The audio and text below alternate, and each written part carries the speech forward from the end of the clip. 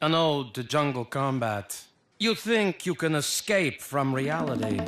I am reality. Everybody, it's time to jump back into 16, and these set of 13 episodes are crazier than the ones before. Not only are Nikki and Jonesy dating, of all things, but even Caitlyn turns to the dark side a couple times in this season. You like Ron Rent-A-Cop from the last season? Yeah, he's gotten a recurring character part in this show. He's one step away of being in the theme song. And we even introduce a whole new location with one of the funniest characters ever. His name's Wayne, and he owns a DVD store, which, as you could tell, is so 21st century. With 26 episodes in the second season, we're gonna do what we usually do and cut them in half and check out the first 13. And it actually ends on a really interesting note, having this 13th episode be the New Year's Eve episode. Kind of crazy how it pans out. All I know is we're about to have a good time. What's up, everybody? It's Johnny 2000, focusing on 2000s movies, media, and so much more. I need to make another purchase. I don't take plastic. I'm out of cash. Then you're out of luck, Copper. So season 2 of 16 is when it gets really interesting. We actually introduce a whole new character and stable job. I was not expecting that, but I'm starting to pick up on all of it when I'm seeing it. There was a sign in your window. Yeah, that was more of a joke than anything. Season 2, Episode 1, Going Underground, which is also the name of the new store, Underground. Jen points out that it's been exactly a year since they've all been working here, so okay, the timeline starts to work out, I'm liking this. And Caitlyn already has a boyfriend, which he was introduced at the end of season 1, so this kind of does make sense. But yeah, her plotline is really sweet because she keeps doing things that accidentally brutally injure her boyfriend. Oh no, does it hurt? It's not that bad, really. Oh! I'm just gonna have the mall nurse take a look at it. Meanwhile, Wyatt is going through personal hell because he's watching his coworker Serena, who he's been madly in love with, get back with her ex. And of course, they're the only 3 people working at the record store, so this is really bad for him. I feel horrible. Definitely, she'll love it. I wouldn't trust her opinion if I were you. She'll probably say she loves it, then turn around and say she loves some other one more. Wyatt's behavior comes out in the workplace in really ugly ways, like calling out Serena when customers are talking to him. It gets super inappropriate. But you're talking inappropriate here. It gets gross when Jude ends up selling a stick-it with a fly in it. Oh my god, this is the most disgusting season so far. I can't believe how many grotesque images they have. And yeah, the mall cop ends up arresting Jude for this horrible, inhumane workplace, which I don't know how it's his fault if he's not the actual manager. Like, who owns it? I haven't seen a room that disgusting since my days cleaning the boot camp latrines. Well, who is supposed to clean it? Because whoever they were, they clearly did not do a very good job. You were supposed to clean it, soldier! He has a little flashback of all the times he spent here, and it's so cute. He's dating Star officially, which is very sweet that they kept that a part of it. So there's a store opening up across in the mall called the Taj something that has to do with movies. It's a big DVD store chain, which is always exciting for the 2000s, and everybody wants to work there, including Jonesy, of course. About that fainting thing, it's our little secret. Caitlyn still ends up harming her boyfriend, spilling coffee on him this time. Meanwhile, Nikki and Jen are actually taking surveys to everybody in the mall of like when you would break up with somebody because Caitlyn and her boyfriend are just so toxic. Not even in like a emotional way, in like a straightforward she keeps hurting them way. You know, 2nd-degree burns, no biggie. Oh! Jonesy and Jude do not get jobs at the Taj Mahal movie store, and yeah, they're just screwed out of luck. Both jobless, and we're about to be really worried for this season. Meanwhile, Caitlyn and her boyfriend kind of have like a heart-to-heart moment where it's like not really about how bad she hurts him, it's just about their connection. She feels bad when he tries to kiss her, does a horrible job at kissing, and then yeah, she's like, is it bad to break up with him? Wyatt ends up losing his job completely because he goes on the speakers to try to proclaim to Serena how bad of a person she is, and this is way too far. Honestly, Serena's pretty nice with how far she let this go before Wyatt should have been fired. Like, it's crazy. I said, you're fired! Ouch. So all 3 of the boys are out of a job and apply to this new movie store, the Underground, where the manager is the epitome of like a film geek to a point where it's like he lives and dies by these movie titles. He doesn't even have any care for the business, just the integrity of the movie itself. And it's like so funny to see this like be made fun of. You know what? You don't deserve to own this movie. Come back when you've given it some thought. So he offers jobs to 2 of the guys. In the end, Caitlin feels so bad about, like, her hurting her boyfriend so much and chases him with a knife by the end of the episode. I can't tell if they're broken up or what. I guess we'll find out in the next episode. Wait! Talon! Oh, man! And maybe I shouldn't have... All around, really fun intro to a new season, and seeing Caitlin with a new boyfriend, seeing Wyatt lose his job, like, there's a lot of stuff and reasons to watch, like, that I'm actually interested in. So yeah, 16 is off to a good start this time. Now the mall no longer feels like home. Now your friend gives me half as much foam. The second episode is Deadbeat Poets Society, and honestly, I'm just happy Jude is in a relationship. The whole group is like getting tired of Star, which is so crazy because she's actually kind of a sweet person. She's just, you know, talks a lot, no big deal. Jude doesn't care because he talks so little, so they're kind of a good couple.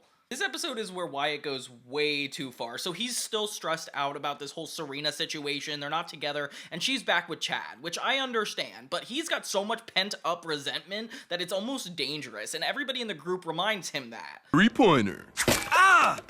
You've got to work on your free throws. Meanwhile, Jonesy, of course, gets a job at the pharmacy department. Don't you have to be qualified to do that? I can't believe he's actually doing something with prescriptions. That can't be legal. His boss tells him that there's customer pharmacist confidentiality, which obviously makes a lot of sense, but he's so inexperienced, how would he know that? I promise to keep all customer information confidential. Good. I'll be in the back. Meanwhile, Wyatt realizes he can't go back to his usual coffee spot because Serena's best friend works there. And yeah, Caitlin ends up coming in clutch for him, getting the coffee for him. And he's suspicious that she gave him less coffee than usual, which is definitely paranoia if I've ever seen it.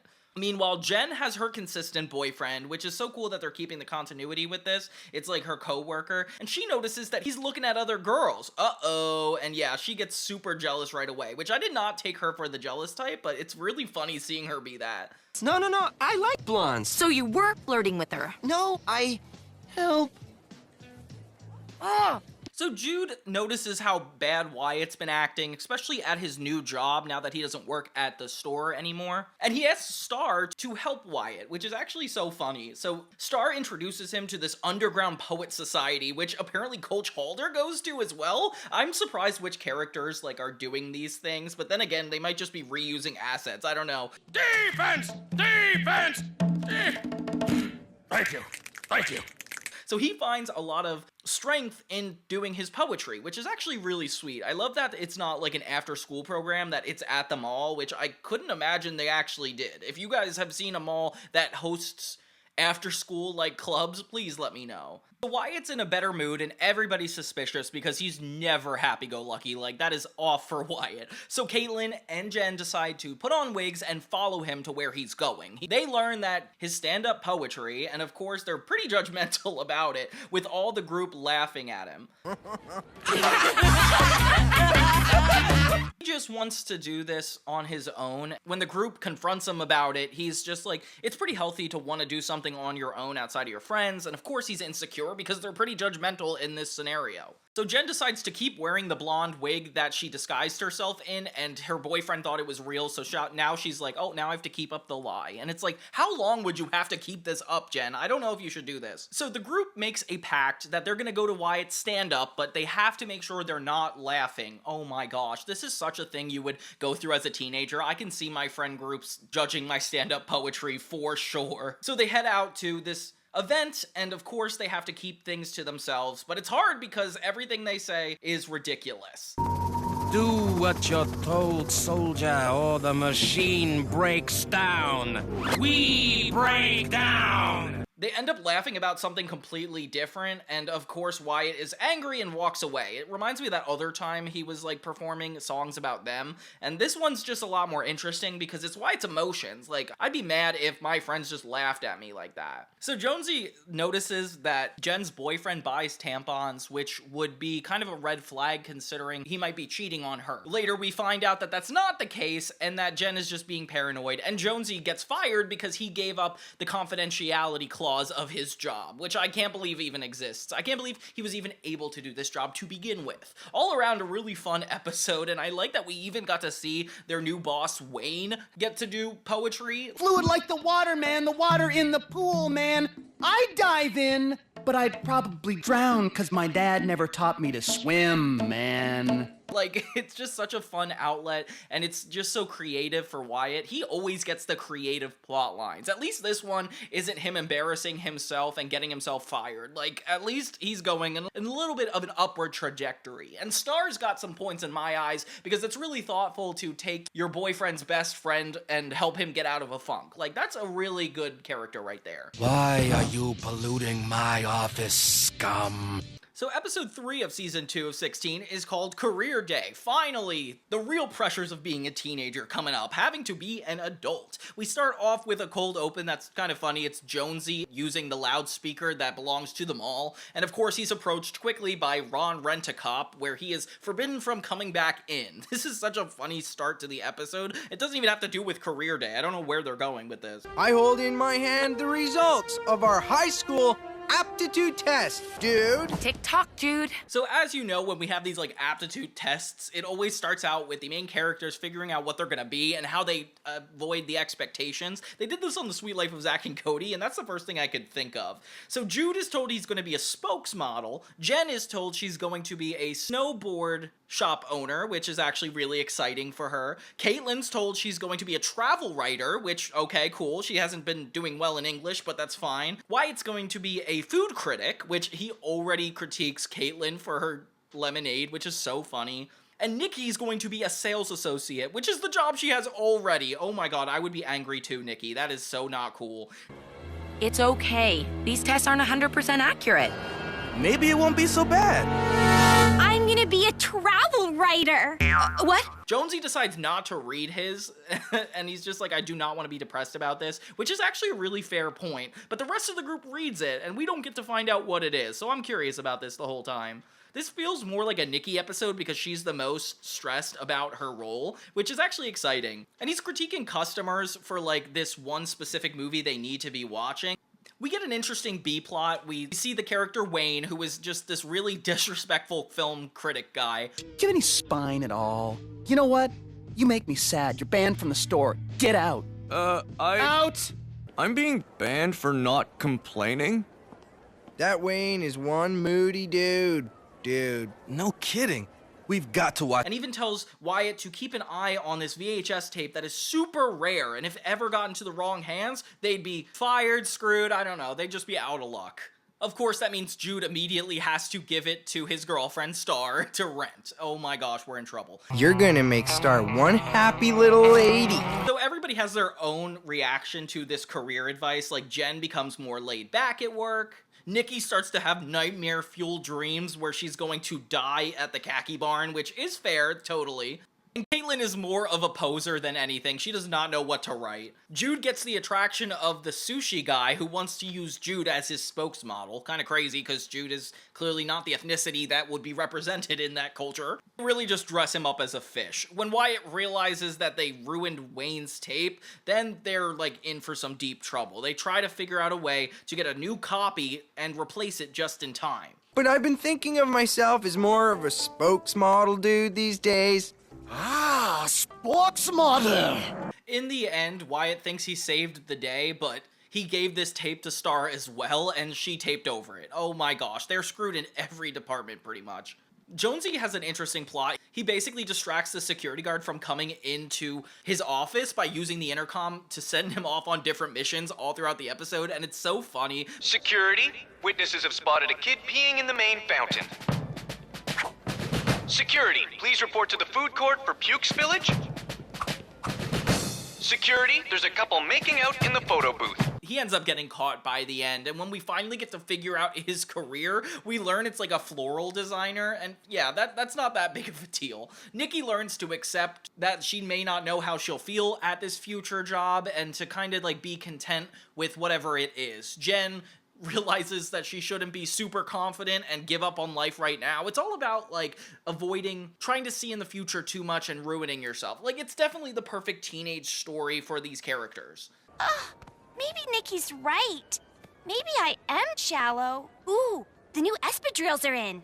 The next episode we have is Fish and Makeup, and I actually really like this one. I had fun with it. It's a very Caitlin and Nikki episode because they essentially break up. Ooh, the first friend conflict that like really like separated them, and that's this episode. They are just so sweet.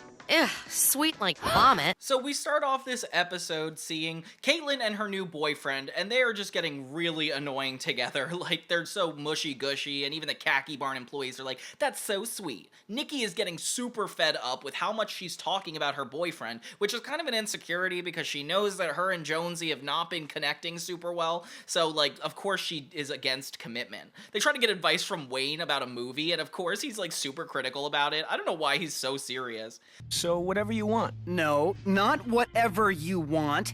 Hand it over. Come on. Yeah. How long you two been going out?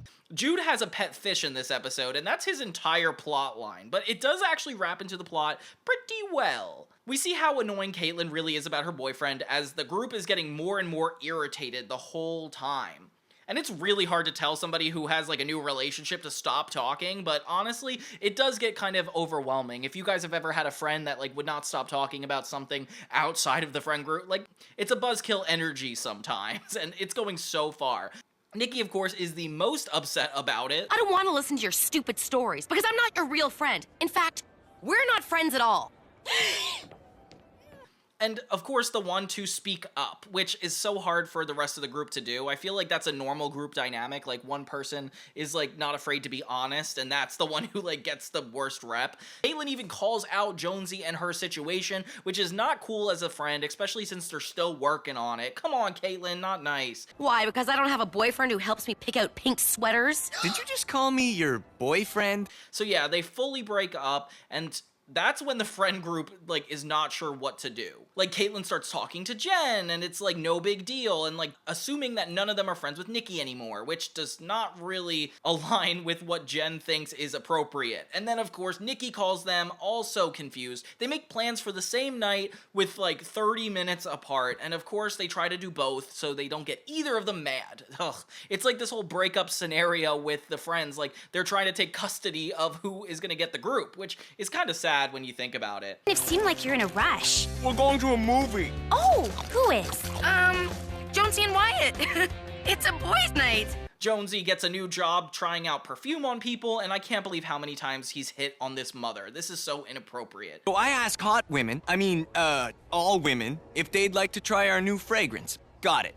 Jude starts to get really protective of his pet fish, like critiquing Wyatt for eating sushi in front of him, and honestly, that's so funny. Dude! Everybody around Caitlin and Nikki start getting fed up with how much they complain about the whole situation, only complicating things way further. They try to do both hangouts in the same night, but you know what? It does not go super well, and Caitlin and Nikki get super suspicious, leading to a huge breakup fight. We're sorry, but you guys didn't give us a choice. So the friends just don't even know what to do at this point. They try a bunch of things that you assume would get two people back together, like normal stereotypical sitcom tropes, and they do it in a montage, which is actually kind of fun. Meanwhile, the friends point out that Jude's fish is not looking well, that maybe he's dead, and oh my god, it's so gross looking at that thing. He has like a really sad flashback, and you feel so bad for him. Aww.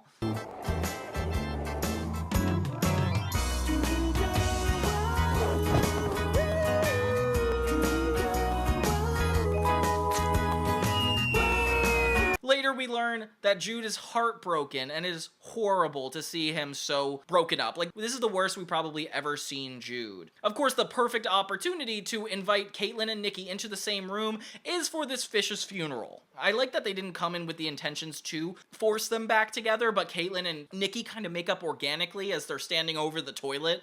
Yes. Fish was an awesome friend. and an all-around cool little dude. Fish was great to go boarding with, even though he didn't really like to board. Jude has such a beautiful speech, and it's so sad to think that, like, death will bring everybody together like this, even though it's, like, literally just a fish. And yeah, we get a very sweet makeup with all the friends reconnecting, and yeah, you're just happy that it's all them together. I really like this episode. I feel like seeing Jude be so caring about something and then going through all of his phases of emotion actually contrasts the friends' storyline really well. All around, good episode, good episode. Are all girls this difficult? Just the ones with brains. Okay, next we have Awake the Wyatt Within, and oh my god, this takes him to a level that he just can't even come back from. We start the episode with Caitlin hearing from her boss that he's going away for a bit. Apparently he's gonna give her a bonus soon, so she's super pumped. Unfortunately, her blender breaks, so she's really worried she's not gonna get that bonus. Her objective in this episode is to just, like, fix it by the end.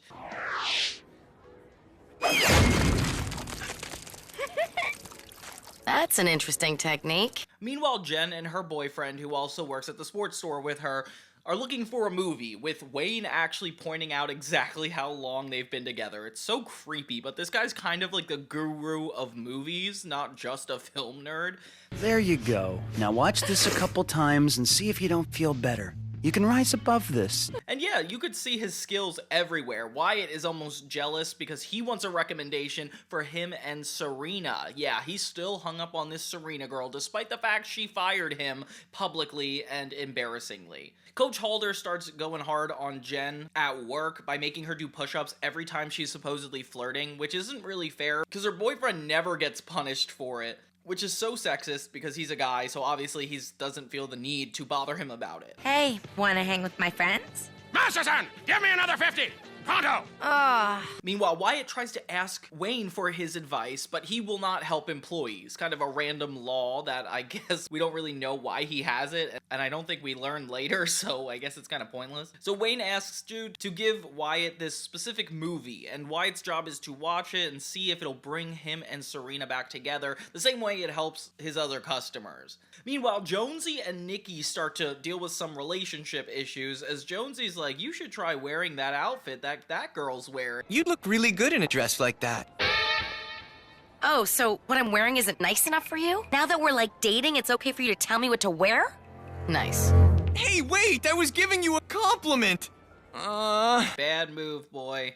He's, like, good at being a player, but not good at being a boyfriend, which is not really that surprising. I mean, you know Nikki, like, there's no way she would wear something like that. Caitlin sticks a knife in the blender. Oh my god, Caitlin, you cannot be doing that. But I would have done that too if I was 16. Jen still gets punished at her job, which I start to feel bad for her, because this guy clearly is not getting the grunt of everything the same way she is. Junior dance with me next week? Sure. Masterson! I know. You're skating on thin ice, Masterson! So Wyatt checks out this movie, only more confident in getting Serena back, and oh no, this is red flag number 1. So he decides to do this huge gesture, which is exactly like the last gesture he tried to do, embarrassing and in public, but this time he goes over the intercom of the mall. Oh my lord. I know you're here today because I saw you stacking the new releases. Stalker. I can't stop thinking about you. And I really want you to give me one more chance. So yeah, he's just like begging her to go out with him again, and yeah, it's just painfully awkward. Even the friends feel it. Like, I don't even know what we're supposed to do here. My friends are super thoughtful, and they actually watched this whole movie with him, which is really sweet. They did not have to do it. And the movie doesn't really make any sense. It's just like about old people and frolicking in flowers. So the group doesn't really know how to respond to this or even give him advice. Like, it's just red flag alert. So Wyatt tries to figure out the meaning of the movie because clearly he misinterpreted it. So he starts interviewing people around the mall to see if he could figure out what this movie is trying to tell him. When he can't, he's like so embarrassed. He has Jude dress in a wig and actually ask Wayne what's up, but yeah, he doesn't give him an answer. And I was wondering, Yeah? what's the message of the movie? Jen gets really fed up with all the privileges her boyfriend's getting at work, despite the fact she's just constantly punished, which is fair. I think this guy should be sticking up for her a little bit more, especially since the coach is only punishing her. Like, that's not fair. Jonesy has to wear a kilt for his job, which is kind of ridiculous, but it also puts him in the headspace to understand where Nikki's coming from when asked to wear something different, which is actually a really good connection. I like their relationship in this way. Caitlin's trying any way to break the lemons that's not using the blender. All around, she ends up getting her bonus because these things break all the time and she was just worried for no reason. And Jen actually breaks up with her boyfriend for not sticking up for her in the workplace, which is super fair, and honestly, I'm so proud of her for doing that because that would not happen for a normal 16-year-old. The self-respect she has is super admirable. Later, Jonesy and Nikki make up because Jonesy gets her the exact shirt she's wearing to just prove that she dresses perfectly fine, and yeah, I guess that's a good ending to that episode. It's nice that we finally see them being more affectionate. I feel like I forgot for a couple episodes they were even dating, but that just kind of flies under the radar this time around. Yeah, Wyatt finally figures out that the tape is not actually the movie he should have been watching in the first place. This is the movie you were supposed to watch. Dumping Amy. You gave him the wrong movie, dude. Oh. I watched that thing 12 times because of you? All the boxes look the same. So he just screwed up his life for no reason, and that doesn't even get resolved. Poor Wyatt never has a happy ending. Is this the cute guy? No! Well, yes, but please don't... Son, this young lady says she's waiting to meet you. Season 2, Episode 6 is called Unhappy Anniversary, and we finally get like a head-on episode specifically about Jonesy and Nikki, because I've been curious how they've been working out when they don't talk about it as much as I would like or understand. We start the episode with Wyatt and Jude talking about a sleepover because Jude has been staying over Wyatt's house, which is actually so funny. So Jude starts watching movies based on sleepovers to kind of get inspired. So he tells Wayne he's watching all these movies, and of course Wayne doesn't have an issue with it, which is red flag alert #1 for me. What are you doing? Watching movies about chicks having sleepover parties? Huh. So what do you got there? Caitlin reminds Jonesy and Nikki that they have a 3-month anniversary coming up, which neither of them knew was going to happen. Kind of just shows how they're kind of perfect for each other. They both don't really care about anniversaries until Caitlin tries to convince them to care. She's like, guys, you have to do something important. This is gonna make or break you guys. Have to celebrate. And to get you started, ta-da! See? There's a 3 for 3 months. And then the pressure is on, honestly, in a way that it didn't have to be or was before. So Jonesy's trying to find the perfect gift and just doesn't know what to make. So he attempts to make pottery, and of course everybody makes fun of him for it because it's not sweet enough. Wow, check it out, it's working! Meanwhile, Nikki doesn't know what to get because some things could be too expensive, too desperate, and everybody's just giving them both different advice, pressuring them even more. And honestly, it sucks how everybody externally is affecting their internal relationship, causing them to worry about power dynamics in a way that they didn't even consider before. You don't get a guy something this big after 3 months, he'll totally freak him out. I will? Why? It's too much pressure. He'll think you're in love with him or something. Which makes you feel really bad because these guys clearly have a lot in common and want to be together. 3-month anniversary date, and it ends up in a huge argument because they do not know how to be in a formal relationship like this. And yeah, it sucks that this is... Nikki and Jonesy finally reveal their presence to each other, and yeah, they overcomplicate all of them. He gets her this clay thing, it just seems like the power dynamic is off, and they fail just like the friends had set them up to do. It's just a little something. It's gum. It's a big baseball chew. Your favorite? It's a 6-pack. Kind of how they break up in a sense. They just sit by the escalators and decide that it's not good to be together, especially if it's going to be this pressure. And yeah, you feel really bad for him, especially at the very end when you see Jonesy just alone by himself. You're like, oh man, he really did want to be with her. Meanwhile, in the B-plot, Caitlin's hitting on this guy named Zane with a bunch of tattoos, and honestly, she comes across as super desperate. Throughout the episode, girls start to warn her about going on a date with him. Oh my gosh. So yeah, they're gonna go on a date, and Trisha, her old friend, is like, yeah, this is not a good idea. Trisha's second cousin works there, and he's real loyal. I can't believe this is happening. Yeah, a bunch of girls just start threatening Caitlyn that if she starts going out with Zayn, that there's going to be a huge issue. And honestly, it's kind of stressful.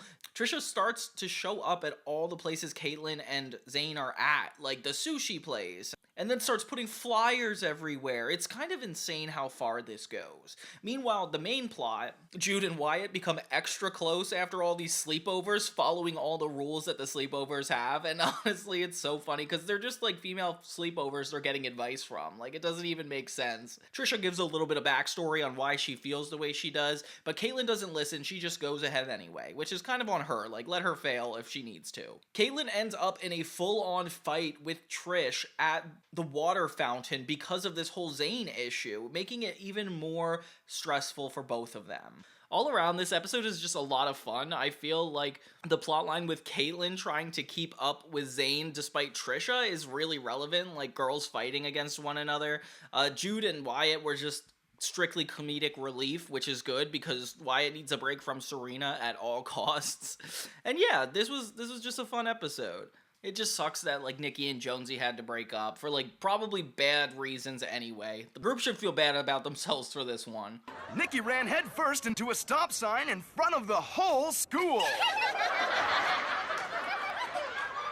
The next episode we have is Pillow Talk, episode 7, and this is fun because Caitlyn's in a relationship yet again, and I love that they just keep bringing a bunch of guys around. Like, it's so interesting. The group points out to her that one eye is lower than the other, and she gets, like, fixated on it because she's like, wait a minute, I thought we had the perfect relationship. Like Jude and Star. Jude and Star are still together, they remind us that in this episode, and it's actually really sweet. Nikki and Jonesy remind the group that they are broken up, and me, so thank God that it's clear that they're not together. I can't believe I ever dated you. Ugh. Send in an application, maybe I'll date you again. And Jonesy starts making this dating service, which I don't know how he has the technology or ability to even put together something like this. His whole plan is to not actually set up the girls with different guys, but to just go out with each of them, which is crazy. I don't know what he's gonna do with the guys, but okay. So, when do I get to go on my first date, Jonesy? I've got a lot of love to give. Soon, Coach, soon! Meanwhile, all the friends kind of confide within each other about secrets they've all had, and it's kind of like a really nice, intimate situation where you and your friends can talk about things that happen that you're very ashamed of, but like you have the affirmations of your friends to kind of guide you through it, and it's very sweet in the end, with everybody sharing one of their secrets and giving each other comfort about it. Caitlyn's is the most relevant because she walks out in a bikini with toilet paper hanging out of her, which is so funny because of course that has to happen to Caitlyn of all people. And this is when she was friends with Trish, so it's like quite some time ago. Shut up, Steve. That's my favorite song. Mine too. Jonesy keeps going on dates with these girls, and he actually gets them to fall for him, so it's kind of insane. Meanwhile, Caitlyn realizes that her and her boyfriend should not have any secrets from each other, so she spills every secret that her and her friends talked about, except for her own, which is actually the most disrespectful part. Like, at least share your own story. Later, they go to a magic show where they hypnotize Caitlyn's boyfriend into telling all the secrets of her friends. Oh my god, and this is probably the worst thing I've ever seen Caitlyn do. People have tried to hypnotize me before, and I don't sleep. I want you to imagine that you are an announcer for the top-rated television gossip show, and give us the scoop. This just in. Jonesy went to a salon once and got a permanent wave. Dude, you did not. Tell me you did not. Also, like, it creates so much awkwardness between everybody. Like, I don't know, like, the fact that she was, like, the newest one in the group, too, like, you have to have a lot of gall to deal with that. And, of course, Caitlyn didn't even tell him her secret, which is ridiculous. Like, she is so rude. So everybody gets picked on by different people at the mall, and you start to feel really bad for them, especially since Caitlyn keeps deflecting it and is like, it's not my fault, and it literally only is. Like, she is the only one that let the secret out, so I don't know why there's even a discussion. If anything, all the teenagers come together to go against Caitlyn. As we all know, Jude got his first kiss last month, and boy did he blow it.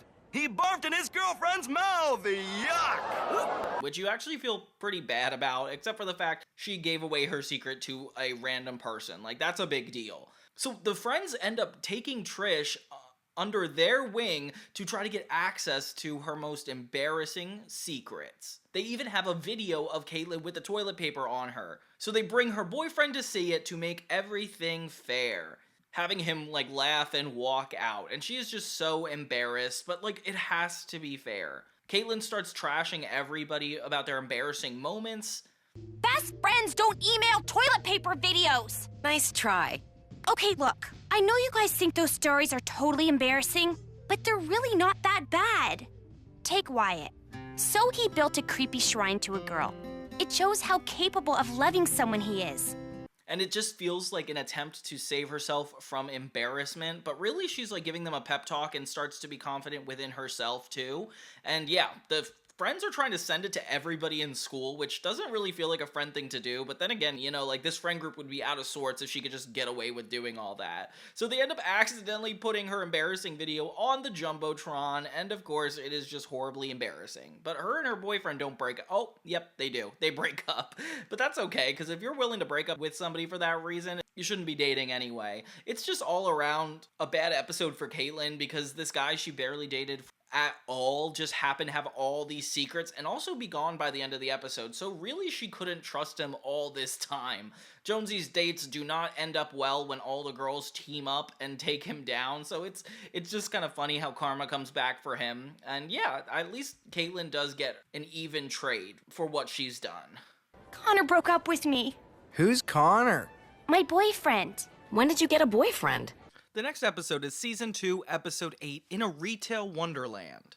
And it's another Christmas episode, which is actually really cool. The first one was when they got stuck in the mall during Christmas time, and this one has a little different of an experience. Jen hates Christmas time just as much as she did in the first season episode, and if anything, she's like gotten worse. Like, she cannot hear the name of Coach Halder, like she is just so stressed about work. Jude starts out with a bunny, which is crazy because he started out with a fish in the episode before that, so I don't know what's going on. I thought I'd looked evil in the face, but this takes the Christmas cake. Caitlyn found a way to actually get money while shopping during Christmas time, which is actually a really genius idea. She does people shopping for them. Perfect. This episode focuses mostly on Jen and how stressed she gets during this time. So Jude actually gets his girlfriend Sky to give her some yoga techniques. Okay. Oh, for sure. I've got some totally relaxing yoga moves for Jen. She'll be zenned out in no time. So Jen starts using these yoga techniques at her job, and they actually really help her, which is good. That's awesome. The other plot that comes into a close second is the Wayne plot, where he is basically the Scrooge of them all. He doesn't want any Christmas movies on display. He does not like them. He thinks they are cheesy, and I don't know. It's just funny that he's like holding so close to his movies. Like, getting a colonoscopy is a yearly ritual for lots of people too, but that doesn't mean I want a colonoscopy display in my store. Nikki's plot is that her family wants to go away for the holidays to like Acapulco, and she really doesn't want to. She's like almost happy that Chrissy doesn't approve of her time off, so she just like goes with it. Jonesy ends up taking advantage of this whole situation to make a gift wrapping business, which is actually a good idea. It's just funny that Ron the Rent-A-Cop kind of gets recruited and he becomes a part of the team without even asking. We'll have them done for you in 20. We will? Roger that. Okay then. How come you're in on my action? Security may look heroic, glamorous even, but the pay is noticeably underwhelming. He just like inserts himself, which I would be kind of mad if I was Jonesy. I didn't ask to split the money. So Caitlyn starts to get really fed up with doing all the shopping for other people. She almost loses her will to shop and gets really depressed about it, which her friends are like, this is not a real thing. So she helps get Nikki into the holiday spirit, hopefully to help her own spirit, and gets her a fake tan, which ends up being half a fake tan, which is even more embarrassing. You only tanned half your body! What? Nikki, you were supposed to turn around halfway through! Well, nobody told me that. Wayne ends up going too far with Wyatt, making him work on Christmas Day just because he's so into the holidays. And oh my gosh, why is Wayne such a Scrooge about all this? He ends up falling asleep and having a dream about Christmas. And of course, the 16 characters have to be the main angels. We got Jen as the first one. You peed your pants during that movie. Yeah, I didn't want to miss anything, so I'd never go to the bathroom. Wyatt's the Christmas of the present, and then we got Jude as the Christmas of the future, and it's actually kind of trippy, but we get to see Wayne in his childhood. Apparently he just never went to the bathroom because he was so excited about toys. I don't know why that's a character arc, but okay. Behold! Why is everything red? 'Cause in the future, we'll all be living on Mars, dude. What has that got to do with what I have to learn about Christmas? Oh, Jonesy's job in this episode actually had to do with him lifting up the tree, which is why it's so wobbly throughout the episode, and it's kind of funny to think about. Wayne's plot starts and ends pretty quickly for what seems like the central plot of the episode. I feel like it ends with him just being super happy and remembering Christmas is awesome and running over to the lemon, and that's kind of a sweet ending for him. I'm gonna spread the Christmas cheer! Okay, that was creepy. But Nikki is off to her vacation because Chrissy and the triplets did not want her to keep working, so I guess that she's just going on vacation. The episode ends with the tree finally timbering over, and that's kind of how everything ends. There's like no solution to whatever goes on with the Rent-A-Cop and Jonesy, but it's just funny that they have a little plot together that doesn't even go that far. We've got shortbread Uzis, chocolate grenades, and gingerbread security men. All around, I liked this episode a lot better than the first season's holiday episode, especially with Caitlin not being able to shop anymore, Nikki trying to get off. Like, they managed to put a bunch of stories in here and still pay them off. And the Wayne plotline is really fun. Like, I like that we get each of the main characters as different roles. Like, that's cool. Whoa. Why are people who are not us sitting at our table? Caitlin always saved our table. The next episode is 9, Losing Your Lemon, and this is kind of fun because it shows that they're really committed to the origin story of this show and how it was set up. We start with 2 fish that look exactly like Jude and Star, and honestly it's so cute. I don't know how these fish have full-on hair, but yeah, whatever. So Caitlin gets her credit card back, which she lost in the first episode, being the reason she became friends with everybody. I mean, it's not as shallow as it sounds, but it's also not as giving as it sounds.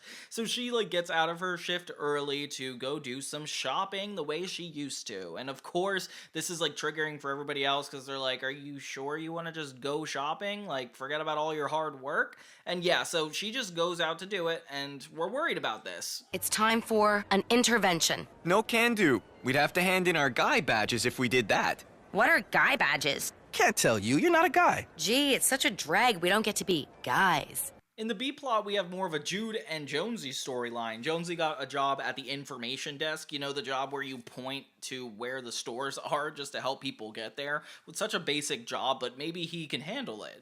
You know why he can handle it. He tells Jude that he's just happy to be single and a free agent, and of course Jude is just happy with Star, but he has to ruin it and get in Jude's head, which is only going to lead to even more issues. He points this customer in the wrong direction on purpose, and it's I can't believe he's even doing that. That is so stupid. So Caitlin is cornered by Nikki and Jen, who are kind of throwing her a mini quick intervention where they're please don't do this. You're gonna fall down a dark path. And you're reminded that when Trisha starts getting all buddy-buddy with Caitlin again. She's like, hey, do you want to do this?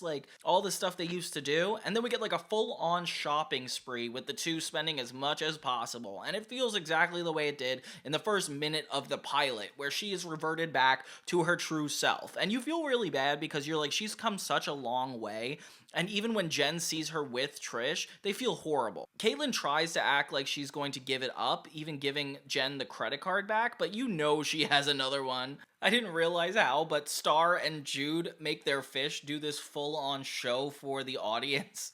And yeah, everybody's entertained, even with the boss being involved in it. Like, why are they even doing this? Later, Caitlin keeps not showing up for her shifts, so the group shows up to find that all of their spots have been taken by a complete new group of people guarded by Trisha. And these doppelgangers are like nightmare fuel, like just slightly different than the main cast enough to really make you uncomfortable. Even the white guy makes me the most uncomfortable because the way he just kind of looks like an author is like so mature. Like, if anything, these guys look like adult versions of them. Even a Caitlyn lookalike is there too. So it's clear that Caitlyn's actions are now starting to affect all of her friend groups, and they can't even sit at their table anymore. Aw. I could use a pillow. Yeah? Would you like the same one I'm gonna suffocate Wyatt and Jude with when I fire them? So Caitlyn tries to steal back her credit card from Jen in the penalty box, which looks really sus because Coach Halder just sees her running at the register, and it's like, what are you even doing? But her and Jen get in a huge fight over this, which is so embarrassing. Caitlyn even sits on her head. Oh my god, what, guys? 1, 2, 3, pin, winner! Nice! So they don't really know where they can hang out anymore. The rent-a-cop keeps asking them to move to different places, like different seats, different tables. And it's clear these guys don't really have a place to go anymore, and you feel bad for them because, you know, a mall is a hard spot to find nice places in. Wyatt has a little guitar off with his doppelganger and even loses. How in the world does this guy know how to do this? So later they decide it's time to finally get their spot back.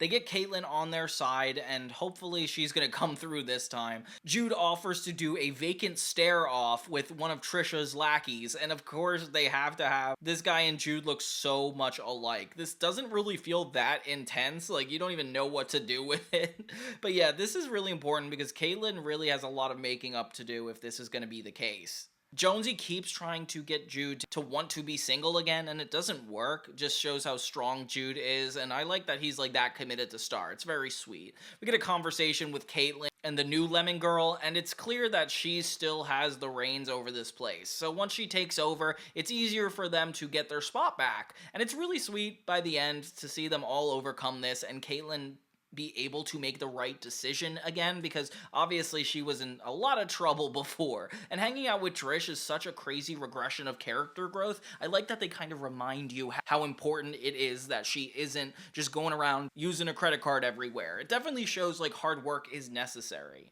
Season 2, Episode 10 is called Welcome to the Darth Side, and we get another Nikki episode, which is actually kind of cool. It starts out with another blonde girl that looks like Chrissy and all the triplets.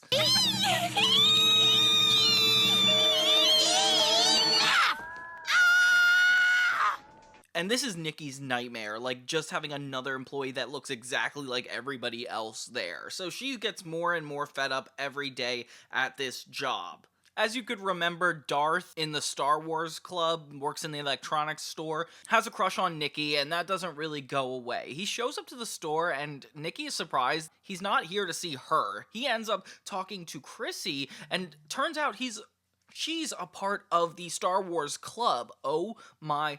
If anyone ever finds out I'm a member of the Jedi Knight Club, I'll die of embarrassment. Afraid of your Jedi heritage? You should not be. Gosh, so now Nikki has this giant secret for her coworker that like will essentially get her fired. Jonesy like thinks this is hilarious. Meanwhile, him and Jen are competing in the B plot to sell as many different things as possible, specifically jelly beans. The rent-a-cop ends up being like Jen's best customer, being obsessed with these jelly beans, going like haywire over not getting them. And it's kind of crazy how into it he gets. He's almost like a drug addict for these things.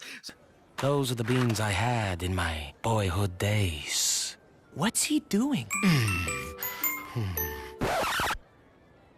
I'll take 2 boxes. Jonesy's ex-stalker comes by to go on a date with Wyatt, but he forgot who she was, so she ends up going on a date with Wayne. Oh my god, how old is she though? If she was old enough to date Jonesy, but then this 40-year-old man, this is just really inappropriate. I don't know what they're doing in Canada. Jonesy ends up accidentally spilling Chrissy's secret to the khaki barn about her being in the Star Wars Club, which actually gets Nikki fired. Ugh, probably one of the worst things to happen to these characters because of another character's action, especially since Nikki was getting so comfortable there. So she tries her hand in a bunch of the other stores at the mall, including like the Taco Shack and...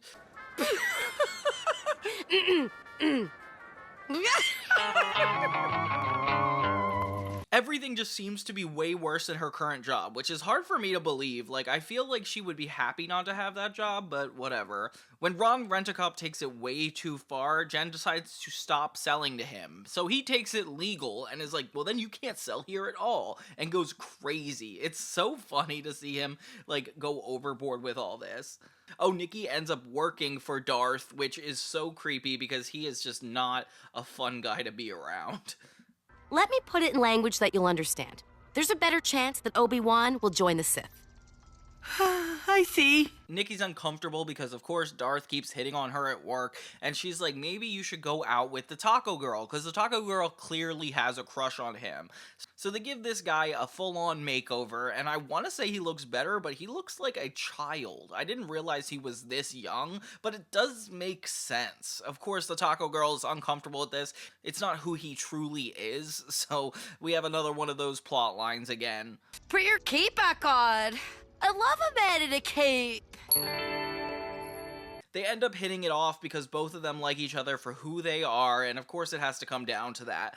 Meanwhile, the stalker ends up scaring away even Wayne, which is still a confusing concept all around. So the girls from the khaki barn end up begging Nikki to come back. The new girl keeps making too many commission sales, and Nikki never did anything, so she would be a lot more appealing to have back in the workplace. Oh my god, that's such an insult. You let us get all the commissions. Yeah, you're like so useless at sales. That's why we love you. Aw, thanks, girls. The Darth storyline is like probably one of my favorites. I just like the Rent-A-Cop situation even better. All around good episode. It went from like matchmaking to getting fired to working in the dark side. I don't even know what's going on. And just because I don't like you, you got anything to say about that, bro?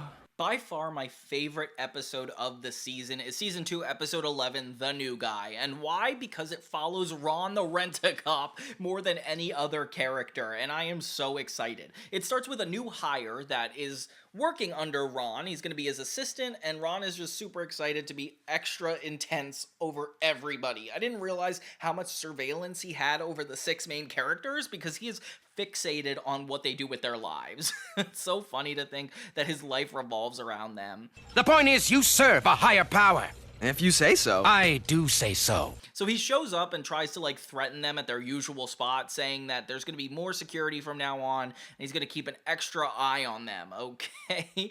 The new guy backs him up, but really doesn't seem fully into it. Caitlin even has a crush on this new guy, which is so funny, because he's not thinking of what to do. The Rent-A-Cop harasses Caitlin, which definitely is harassment. He's like trying to pull the bag away from her, and you cannot do that. And the new guy has no choice but to help back him up, which is super embarrassing. And yeah, I'm just unhappy this is even going down. Why don't you find some real criminals? Oh yeah, it's because you're not a real cop. They write Jude a ticket for attempting to go down the staircase with his skateboard, and of course, like, you can't just do that, Ron. So he finds a reason to get each of these kids in trouble, only concerning them more and more that he's trying to control the whole mall. Jonesy's new job as a yodeler is just downright distracting in this episode. It barely has a point. I just had to point that out so it's not weird when you see what he's wearing in these shots, because it's weird for me. All the teens team up to try to take down Ron the Rent-A-Cop by making it look like there's an issue going on in every store all at once. Oh my gosh. I'm commandeering this vehicle. He ends up failing at all of these things at once and even getting fired from his job. Oh my gosh. So Jude and Jonesy toast, and everybody's just happy, while this guy is just miserable. This was his whole life, so I get to see why this is, like, not pleasant for him. Ron shows up, and he's, like, in horrible condition, barely holding on to his life, and I feel so bad for him. Caitlin actually tries to be a nice person and help him get a job at other stores. And of course, he's, like, so bad at it. At first, he, like, takes his army, like, approach. And the lining makes good compression bandages for seeping wounds. Get a pair of these, and you can use them as a garrote. You're all set for urban assault duty, soldier. To a dress store, then to the khaki barn, and then he starts telling the khaki barn employees what to do. Like, how do you do that as, like, an employee? So Ron inevitably gets a job with Wayne, because Wayne just thinks this guy's awesome, and of course, this screws over Jude and Wyatt horribly. Now they can't even hang out there, because the rent-a-cop is a nightmare. You guys are the best. So, what are we doing tonight? We? Caitlin mentioned we were going to a movie. I'm looking forward to it. So Ron the Rent-A-Cop insists Wyatt talks to Serena, and it's just clear how he could ruin everybody's lives without even meaning to. He even gives him a butt smack and yells at Serena from across the room. What in the world? You can thank me later. See you tonight, sport. So then they have to pull off this elaborate stunt to allow Ron the Rent-A-Cop to restore his confidence and I guess get rehired. I don't know who rehired him because they definitely couldn't have seen this entire event unfold, but you know, it's just nice to see him back into the Rent-A-Cop uniform. All around, one of my favorite episodes because Ron as a character referring to his hands as vipers is just way too funny. And it's like, he is the most active adult character, and to be like just this drill sergeant is so contrasting that I don't even know what to do with it. I'm back, baby. But yeah, the new guy, great episode, 10 out of 10. If you had to show anybody an episode for the first time, it's this one. In the name of all that is precious, hire Jonesy! So episode 12 is called Major Unfaithfulness. We start with Jonesy wanting to get a job at the underground DVD store, which is kind of crazy because he was already fired. Wayne does not want to take him back because they have different opinion on movies, but like, I've never seen something more relevant for those two. Their store ends up being bought by the Taj Mahal video store, which is actually insane because they've been competitors forever. And that's where I like really understood that Wayne is just a manager, not necessarily the owner. Like, how else would they be able to do all that? Dudes!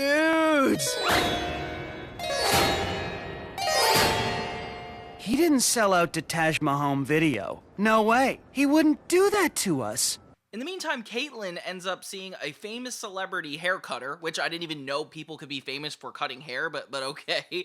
And yeah, she wants to get this really nice haircut before her date with this guy, but she's super worried because she'll come across like she's cheating on her hairstylist, which everybody questions is a thing? I didn't even know that was a thing. Take a picture, because this is the hottest new-looking hair. What? They end up doing this full thing on stage, giving her a haircut, and it turns out to be the most atrocious thing ever. I'm talking about, like, pink ferret on her head. Meanwhile, Jude, Wyatt, and Wayne are getting used to the new rules of the DVD store with a musical number explaining it all. And it's so crazy to see the first musical number be, like, more Indian-themed. I can't tell if this is, like, culturally appropriate or not.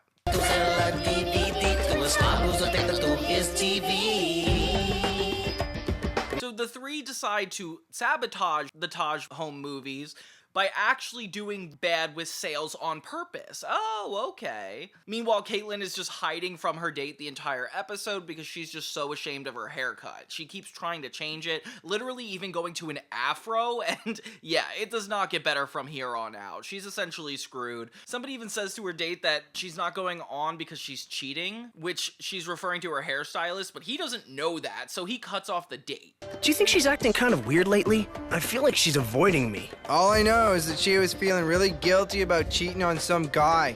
Oh? Well, just pass on a message for me. We're through. You got it. Meanwhile, she thinks it's because she has ugly hair, which I can't be helpful, that's for sure. And they end up making up by the end, saying that he likes her hair no matter what, which I don't believe. This is gonna take forever to grow back, guys. It looks like a Christmas ornament. But bring the wig. Okay.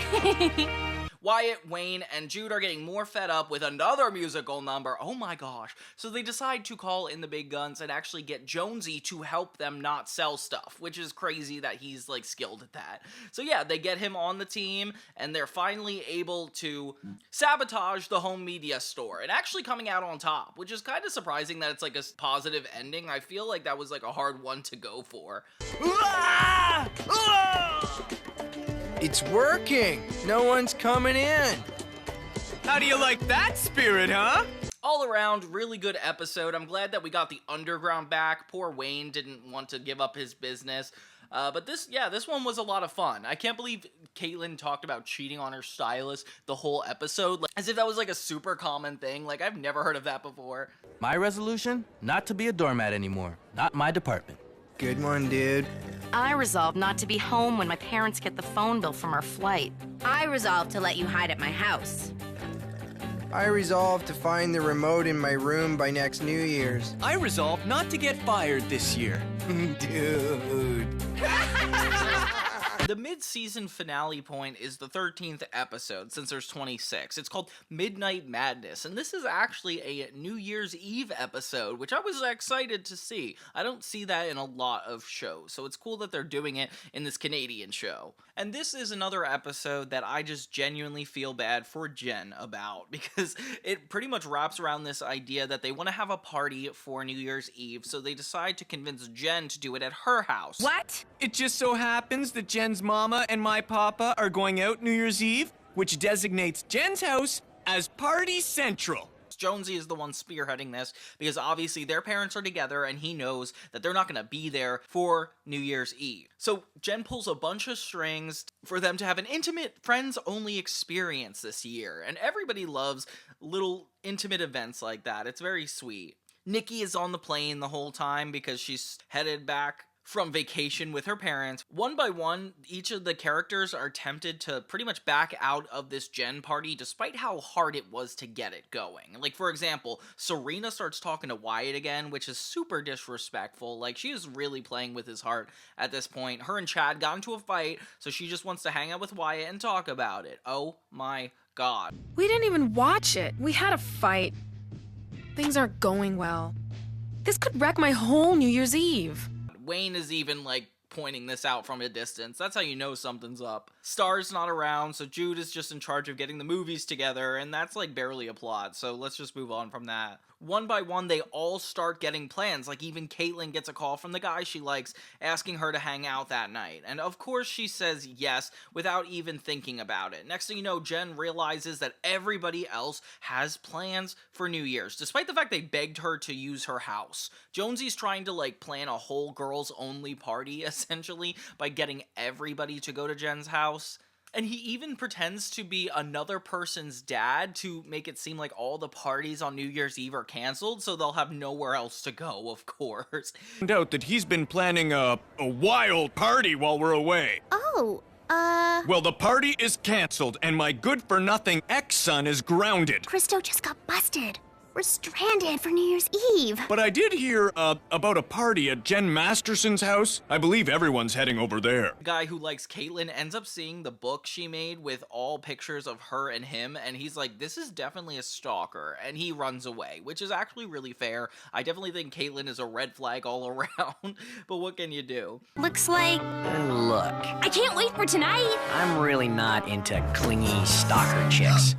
Jen is just upset because everybody chose something over her, and it's fair. I would be angry too, especially since Wyatt is, like, doing all this stuff for his ex-girlfriend who never really appreciated him anyway. Like, what's the point of trying so hard? So yeah, now Jen is upset and doesn't really want to talk to anybody anymore, and Jude's just like, just come hang out with me. And then everybody, one by one, gets their plans canceled, and they all show up to Jude's house. And okay, even Serena comes, which is so annoying because it's like, clearly they don't want to be here. She's about to kiss Wyatt even. That's how far she's going in this episode. I really don't like this character. Chad! Where are you, baby? Really? I've been thinking about you too, love. Where am I? Oh, nowhere special. They wrote her to be not super likable, especially how much she's taken advantage of him. Like, didn't she have a restraining order against this man? And now she's like gonna kiss him? I don't know. But then she ditches him the second her boyfriend Chad gets back, and his heart is broken. Everybody ends up being able to share the holiday together, and it's actually really sweet. They make it feel like a celebration of like a whole season, even though it's like halfway through another season. Nikki comes back just in time, and they check out all these old sweet photos, and yeah, make it up to Jen, because of course Jen is the one who deserves the most leniency in this episode. She tried the hardest out of everybody. All around, really fun way to end this middle video. Yeah, these sections of 16 episodes are a lot of fun with all the character development we get. I mean, Wyatt seems to be going backwards constantly, so I'm not sure how much he's gonna get out of this, but the relationship with Nikki and Jonesy really deteriorating is my least favorite part of this, because I feel like they're definitely meant to be together, especially considering they really care about each other and are trying, and also were very compatible and good friends. Like, I don't understand why this had to separate, but yeah, we got a lot of interesting sides of every one of the characters, specifically Caitlin, who regressed from going from her normal self back to her stuck-up, rich self from the original first season. Like, that was interesting. Jen was definitely taken advantage of the most in this set of episodes. Like, they just walked all over her every chance she got. I mean, but being the responsible one, you're definitely gonna get the lame character arcs.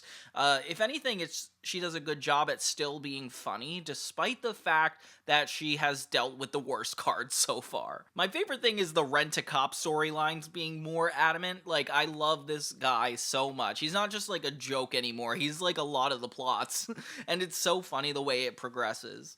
I can't wait to jump into the second half of the second season. Make sure to like, comment, and share if you had fun watching these ones with me. Thank you guys so much for being supportive of my 16 series. I can't wait to just keep going until I get to the end. I have a lot of fun doing it that way. So thank you guys again for your support. And if you want more fun stuff from the 2000s, like TV, music, media, and more, like, do not forget to subscribe to Johnny 2000. Thank you guys so much, and have a great day.